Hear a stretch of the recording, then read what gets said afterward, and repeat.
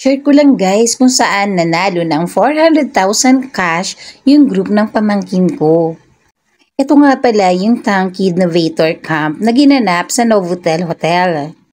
Very generous talaga yung sponsor ng event na ito.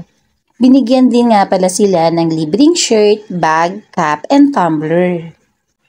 Binigyan din sila ng mga gift packs, pati ang mga mamis, meron din. Meron din nga palang free breakfast, lunch, and merienda na buffet style. Bukod sa overflowing na mga foods, overflowing din yung mga drinks.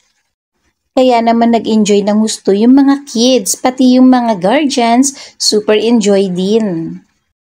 Tara nang pumila guys at kakain na tayo ng lunch. Andito na pala si Allison at kumukuha siya ng fruit cocktail.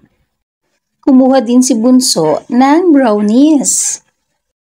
Ayan, at 2 pang brownies yung kanyang kinuha. Konti lang talaga kumain itong si Allison. Alam niyo yung kain niya, parang kain ng ibon. At kumuha na rin ako ng aking meal. Siyempre, kuha tayo ng ulam. Ang sasarap ng mga dishes nila dito guys. Siyempre, kailangan natin ng vegetables and fish. At tara na, kain na tayo!